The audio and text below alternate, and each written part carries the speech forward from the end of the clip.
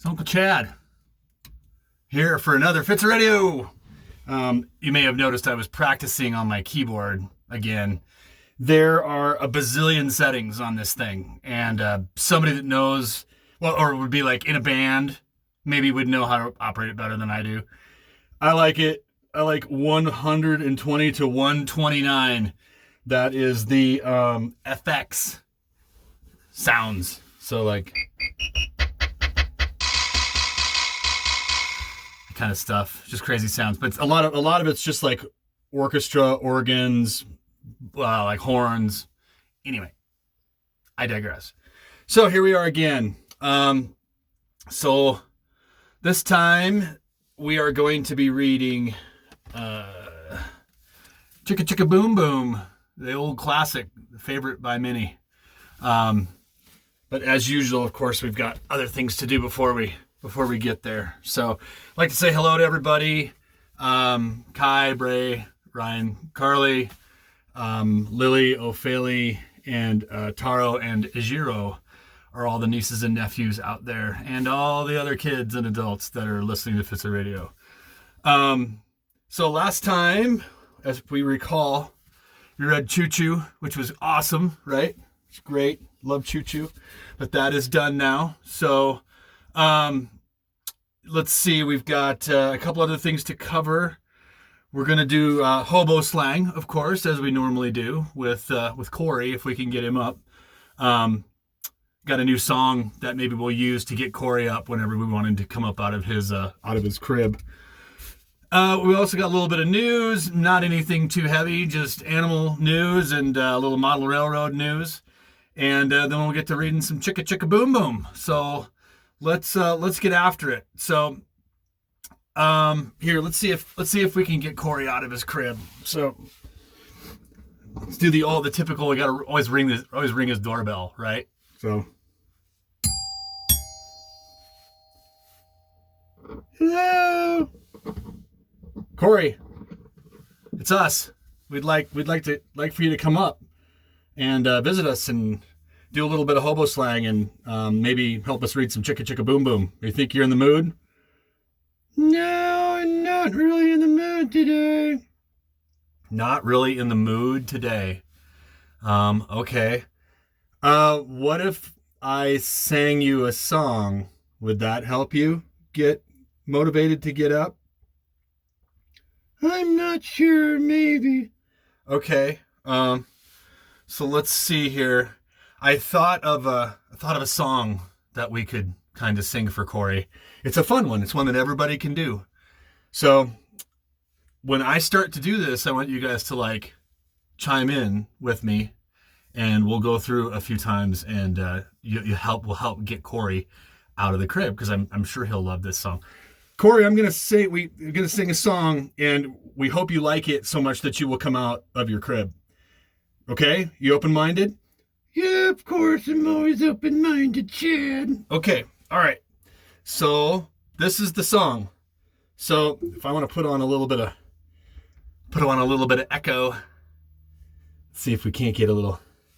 So let's see if we can do this. You know, it's kind of like at a ball game. So you go, Corny Corey, Corny Corey, Corny Corey, Corny Corey, Corny Corey. Yeah, like that. And turn the echo down, and then we go back to the crib and say, Corey, what'd you think of the song? If we all went like, Corny Corey, Corny Corey. Did you like that? Yeah, I thought it was pretty cool. Okay, so why don't you come up? Well, okay, just give me a minute. Give me a minute. All right. Let's see here. Let's see if we can maybe make a little. Well, that's not going to do it. He hates that sound. What if we do a little. No, that's not it. Corey, we want you up. You gonna make it up or not? Of course, I'll always come up to people clapping for me. All right. Okay. Well, it's nice to see you finally come up out of your crib. What do you think we should do first? We always do a hobo slang, right? Yeah, hobo slang's pretty cool. I'm no Angelina, though. No, no, you're not. You're not an Angelina. Do you understand why we do all this railroad stuff? Does it make sense to you, Corey? Yeah, I know you love trains. Yeah, I do. It's kind of in my blood. Just like when I grew up, wish that I worked for a railroad at some point in my life, but it just wasn't in the cards. It just didn't happen. So. Yeah, that's okay. You still got into agriculture. Yeah, I did. Let's get to this. Let's get into this hobo slang here, Corey. What are you thinking? We're in the bees. Is that a good place to be? Good place to be in the bees. Not funny, Chad. Not funny at all, man. Okay. All right. So we stopped with Baldy being an old woman, and we are now at I don't always want to just. I noticed I put my head down, so of course you couldn't see me. So let's see here. We've got a bale of straw is a blonde woman. Does that seem to make any sense at all? You're blonde. Are you a ball of straw? No, that's not straw, Chad. That's my silk on top of my head. Oh, okay. All right. I didn't mean to insinuate that you were weed or something like that. You're corn. We get that. Yeah, I'm corn. Don't get it mixed up again either. All right. Fair enough. So here's another one. Balling the jack means speeding. So we're really balling the jack during this episode, aren't we, Corey? Yeah, we're really balling the jack, man. Okay. What else we got here? A ball lump is a sandwich or cake wrapped up and handed to a tramp. Do you get that? Like why you would ball up a sandwich or cake wrapped up and handed to a tramp? Here's your ball lump. Yeah, here's your ball lump, tramp. Yep. Okay. A balloon is a pack or bedroll carried over the back or shoulder. Well, now this makes sense because, whenever you see like a tramp, they've always got their like thing that's over their shoulder with a stick or a twig or something, like a branch of like a switch or a tree branch, and then it's got the little bag on it. Really trying hard to make have all this make sense. A banjo is a short-handed shovel. That makes sense, right?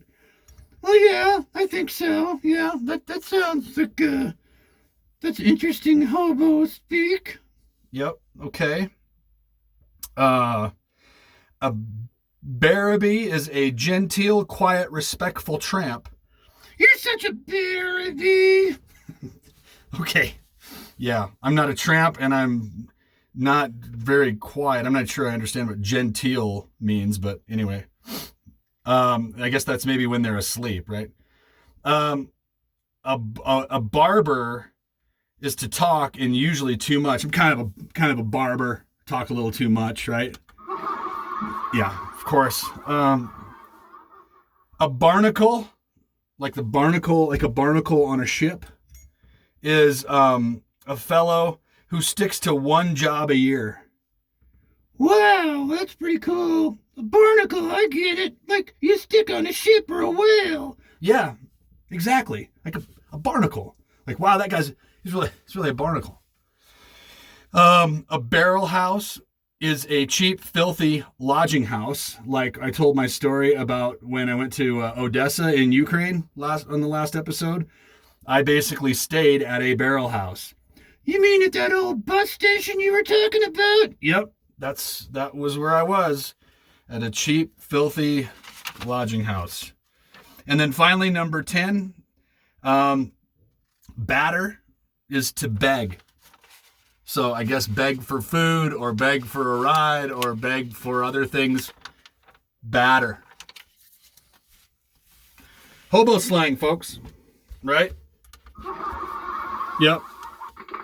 Hobo slang. So, Corey, here we have a choice. Do you want to stick around? Or do you want to, we're going to read like Chicka Chicka Boom Boom and some other stuff. Or do you want to go down into your crib?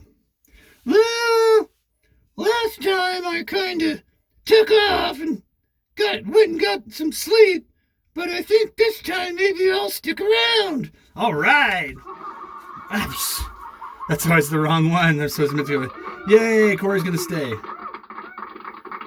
Uncle Chad's still figuring out the buttons after all this time. So, let's see. So we did the hobo slang. We did the song. Did you like that? Yeah, that's a pretty cool song. It kind of reminds me of baseball. Yeah, right. Exactly. Hey, Corey, guess what? Well, we're getting into before we read Chicka Chicka Boom Boom, there's a little bit of news. So, just as you got your new crib here in the last few months, guess who also has a new crib? Actually, out in the garage here. I don't know who. There's a new cat. As if you didn't know, Bob left us. Bob was really old, and it was time to say goodbye, and it was really hard. But after a couple weeks, we went to the animal shelter up in Longmont yesterday, and Elena picked out a new cat. So we have a new cat on the premises.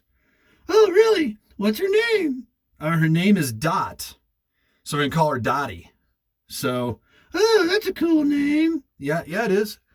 She's a 2-year-old female calico. And so she's young and she's maybe a little freaked out. You know, she's like up in the place where the train set's going to go someday. She's up there kind of like hanging out by herself. Stormy's been looking at her and, they've been hissing back and forth a little bit, whatever. The people at the animal shelter were seriously concerned that they were like, oh, you're putting her in a barn so she'll be like a mouser. It's like, no, because I guess people come in that have like barns and want a cat to kill mice. And so they'll go into the animal shelter and figure, hey, they're not going anywhere anyway. So why not just give them a home on a farm? Well, evidently that's not really what they do. So if there's a cat that's been at a house and a cat that has lived at a house and is used to living in a house, emotionally, that cat needs to be put back in a similar place, like at a house. So they'll keep those cats. If it's a farm cat, you can just go get cats at like farms. Hey, we got 6 kittens. Come take them. That's a bit of a different situation. So Dot is a house cat, but she should be very at home here in the garage and inside of the cat enclosure outside, right? Yeah, she'll be just fine here. You think she'll get along with Stormy? I think she will get along with Stormy. Storm's a very amicable cat, and she's already given her space. Bob had been pooping in here, kind of pooping and peeing all over the place, and I think I figured out that it was him. Can you smell it? Yeah, it kind of stunk for a while. Yeah, I know it did. But now I've got the kitty litter boxes cleaned out and kind of moved, so that I'm trying to move them back outside so they're not doing that in here anymore, because it kind of gross. So, yeah, sure did. Yep. So, and then on the model railroad front, which is relevant to this space as well out here, Corey, because model railroad is going to go just out here in the garage.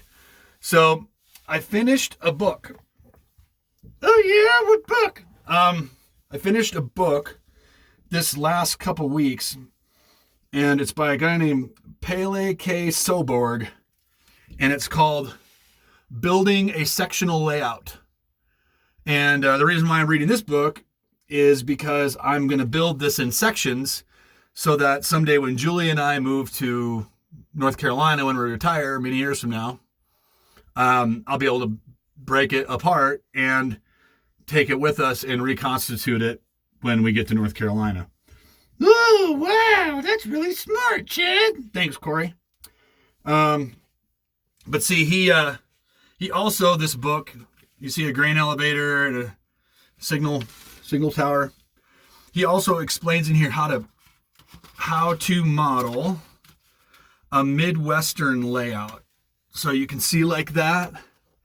Yeah, that's an HO scale layout. Mine's going to be N scale, so it's going to be a little bit more of a challenge. But you just got to know where to make compromises and like how to, like if you're going to make a cornfield, you know, is it really going to be that detailed? HO scale is obviously going to be more detailed. But like he had the spirit of what it was that I was looking to do. So he modeled this layout on western Iowa and eastern Nebraska. So that's close enough for what I'm looking for. But he built an elevator, so he's got lots of good recommendations about, you know, some different ways to do structures from the Midwest and stuff. There's the layout. His was just a circle. And then he shows you how to make control panels and, you know, how to do all the bench work. That's where I'm inching my way towards this part of doing the bench work. So I've obviously already got some of it going, but yeah, I finished this book. So that was kind of cool. And then also I had never been to a pawn shop before. And my brother Todd always used to talk about going to pawn shops back in the day and getting stuff, and kind of like pawn shops, kind of like a combination. If you've never been to one, I don't know. I always thought they had a reputation for being a little seedy, but they're like, it's like Goodwill meets like a flea market. You know, you go in there and there's kind of stuff stacked around and whatever. But I got a real nice DeWalt miter saw and a Dremel kit. So with a Dremel and an extension on it and some bits and some other stuff to be able to like do some different work when I need to like cut wood at different angles, or I need to cut the track when I'm doing my sectional layout.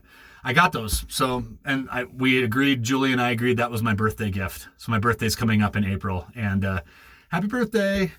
Oh my God, it's your birthday in April. Yeah, it is, Corey. Why did you have plans to like do something special for me on my birthday? Oh, I don't know. We're not there yet. I don't know, give away any surprises. All right. Okay, cool. I can't wait. I'm dying to know what you might have in mind. So, well, Corey, we're at that point. We're gonna do some chicka chicka boom boom action. Chicka chicka boom boom. Yes, sir. All right. Let's do this. I'm finally starting. Okay. All right. Classic. How many of you have ever read Chicka Chicka Boom Boom? But I think we need a little light. I'm going to go with a little... Let's do a little red. Well, that didn't work. And that's what I'm looking for. Why does it do this? Oh my God. Here I thought I had it all straightened out. No, okay. Anyhow. Disco ball motor activate.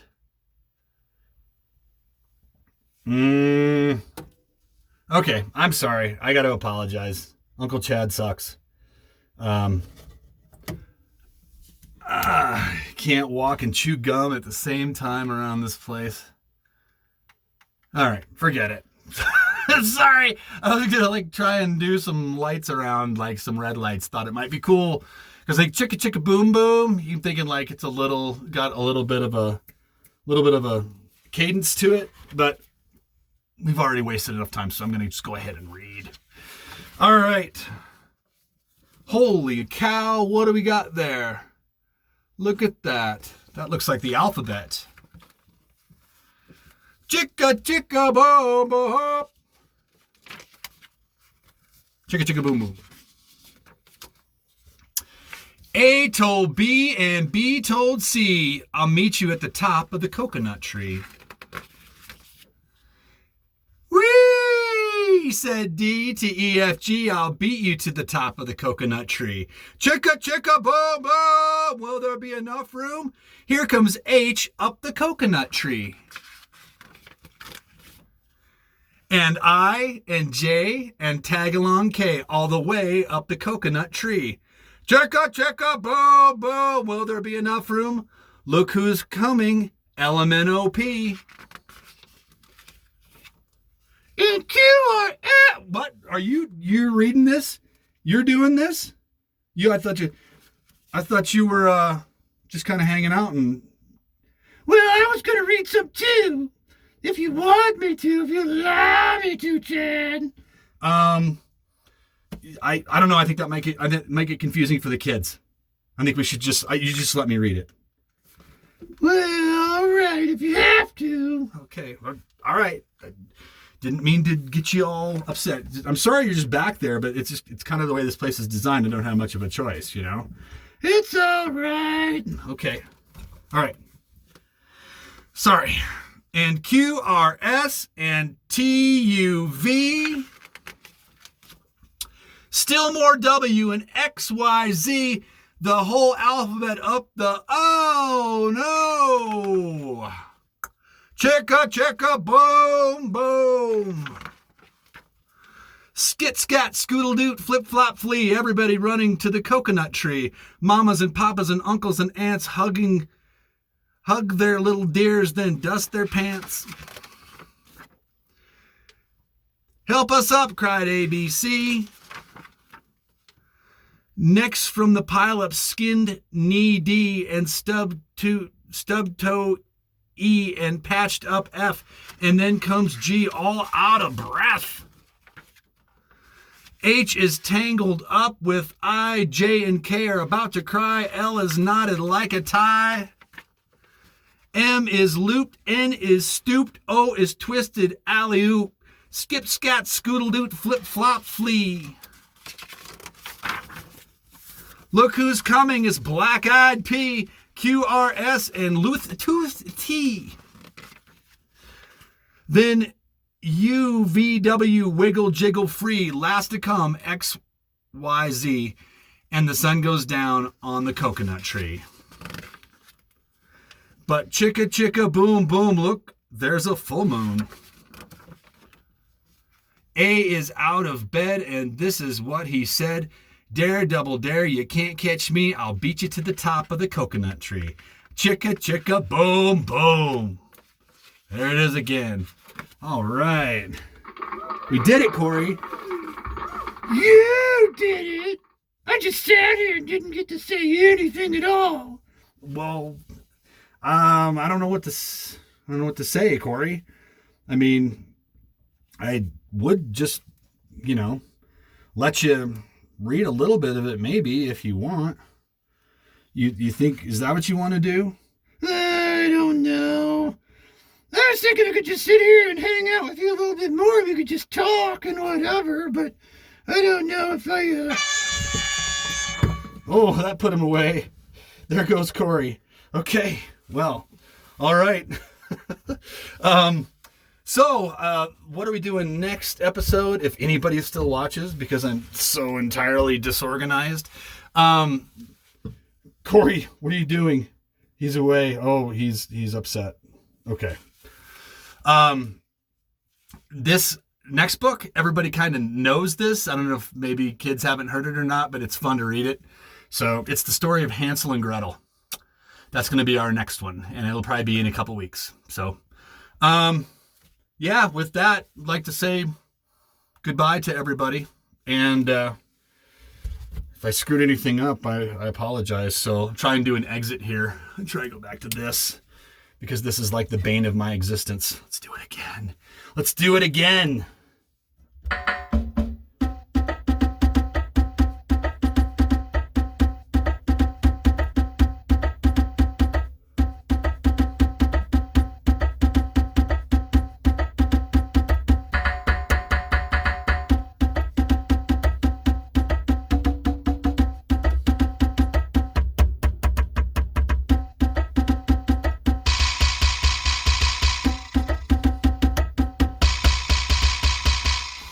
good enough.